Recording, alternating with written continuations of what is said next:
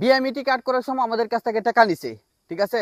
এই BMET card আমরা খেয়ে দিচ্ছি, আমরা কি করছি বিএমইটি কার্ড দিয়া? কিন্তু কিছু করতেছে? সারেনা পয়সা পাইছি আনতে, বরং আরো প্রত্যেকটা প্রবাসীদের কাছ থেকে যারা যারা নতুন বিদেশ আসবো এদের কাছ থেকে টাকা পয়সা নিচ্ছে সরকারের হাতিয়া। কেন ভাই? প্রবাসী আমাদের টাকায় দেশ চলে, আমার টাকায় সরকারের বেতন হয়, আবার আমার সাথে কেন এত প্রতারণামিগিরি? হ্যাঁ, প্রবাসীদের ছেলে মেয়েদেরকে লেখাপড়ার সুযোগ দিব, এটা দিব, এটা দিব, কই সুযোগ আপনি পাইছেন? কিন্তু অনেক সুযোগ পাইছেন আপনি। প্রবাসীদেরকে প্রবাসী কল্যাণ ব্যাংক খুলছে, আপনি যাইবেন হ্যাঁ, আপনার 10 লাখ 20 লাখ 5 লাখ করে টিয়া দিব। আপনি কয়জনে পাইছেন এত টিয়া? আমার এই ভিডিওতে কমেন্ট করবেন কয়জন। আপনি গিয়ে আপনার কইতাছে, আপনি যে ভিডিওটা দেখতেছেন না, আপনার আমি বলতেছি, আপনি কয় টাকা পাইছেন প্রবাসী ব্যাংক থেকে?